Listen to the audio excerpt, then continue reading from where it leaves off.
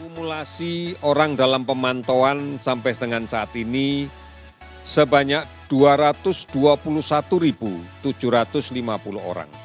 Sebagian besar pemantauan ini sudah selesai dan mereka dinyatakan bebas dari COVID.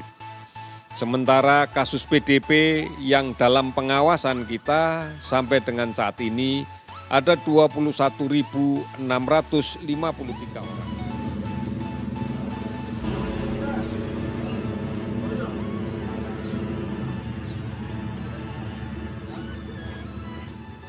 Assalamualaikum warahmatullahi wabarakatuh. Perkenalkan, nama saya Suci Ramadhani dari kelas 2D4 Teknik Telekomunikasi BP 181107-2017, jurusan Teknik Elektro, Prodi D4 Teknik Telekomunikasi. Pada kesempatan kali ini saya akan menjelaskan hasil kerja saya pada pembelajaran kewarganegaraan yang dibimbing oleh Ibu Putri Kemalasan. Dalam penjelasan ini saya akan membahas dua kasus. Pada kasus pertama adalah aplikasi nilai-nilai Pancasila dalam menghadapi pandemi COVID-19 ini.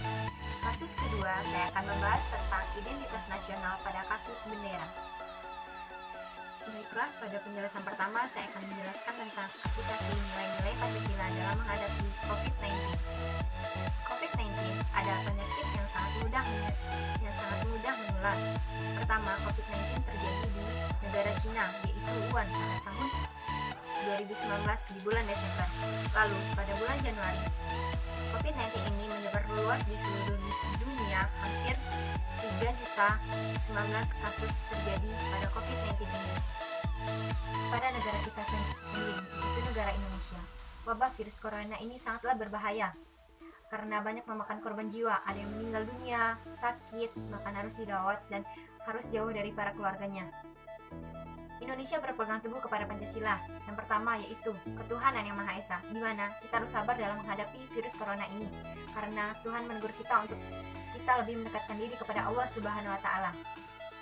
Pemerintah RI yang dipimpin oleh Bapak Joko Widodo adalah sebagai petinggi Panglima TNI dan Polri seharusnya sudah menyiapkan 3 alternatif, yaitu alternatif jangka pendek, alternatif jangka menengah, dan alternatif jangka panjang yang dipenuhi dengan strategis untuk menghadapi COVID-19 ini, di mana COVID-19 ini sudah sangat menyebar luas di Indonesia. Pemerintah RI telah menyediakan layanan kesehatan gratis untuk seluruh rakyat Indonesia dan warga negara asing yang berada di Indonesia ini.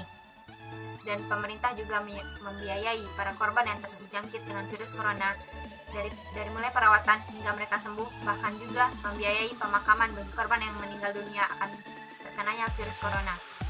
Pemerintah telah menyediakan bahan pangan pokok dan minuman untuk seluruh rakyat Indonesia dalam jangka 3 durasi. Yang pertama, durasi jangka pendek, durasi jangka menengah, dan durasi jangka panjang.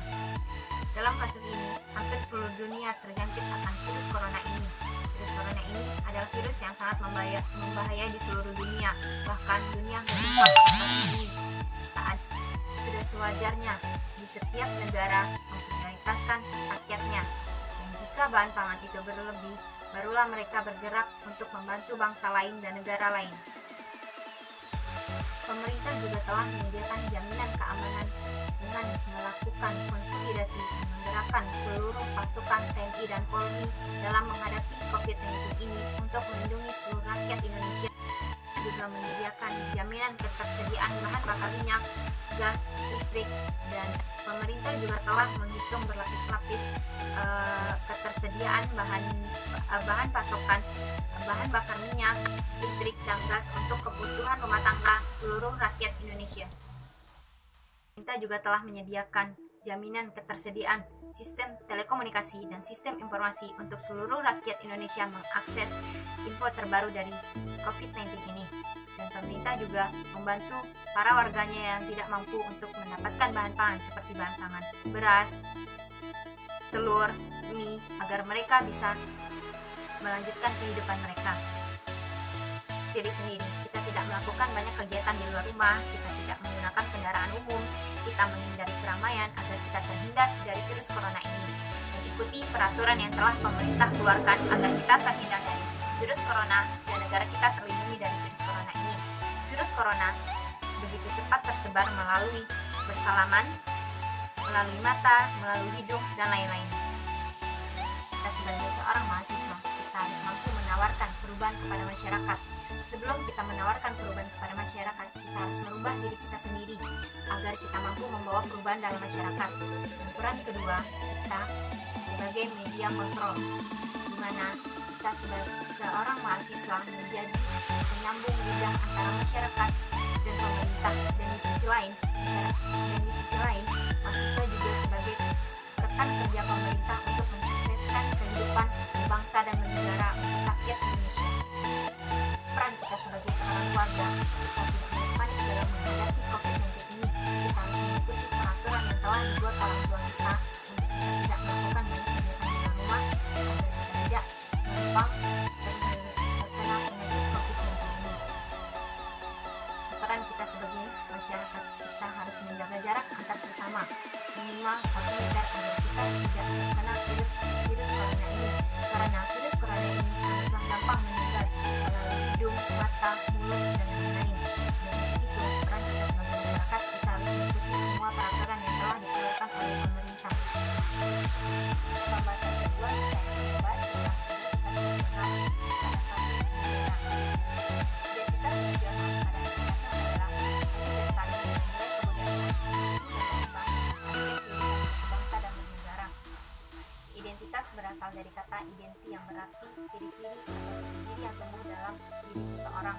Sedangkan nasional dalam identitas nasional adalah identitas yang melekat pada sekelompok orang yang diikat oleh kesamaan, baik itu fisik seperti budaya, agama, bahasa, maupun non-fisik seperti keinginan atau cita-cita. Komplementari identitas nasional. Komplementari identitas nasional adalah suatu patokan atau ukuran yang digunakan untuk menyatakan sesuatu menjadi ciri khas suatu bangsa. Unsur-unsur pembentukan komplementari nasional pada sosiologi. Pertama, suku bangsa. Kedua, bahasa. Ketiga, budaya. Keempat, kondisi geografis. Selanjutnya saya akan membahas tentang kasus bendera. Pada bulan Agustus telah terjadi 2 kasus yang sangat memilukan. Kasus yang pertama adalah pembakaran sangsaka merah putih. Kasus kedua, pengibaran sangsaka merah putih pada setengah tiang.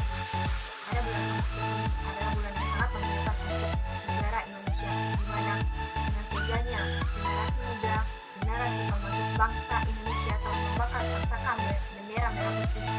Entah apa yang ada di pikiran mereka, kenapa mereka berani membakar sangsaka bendera merah putih ini.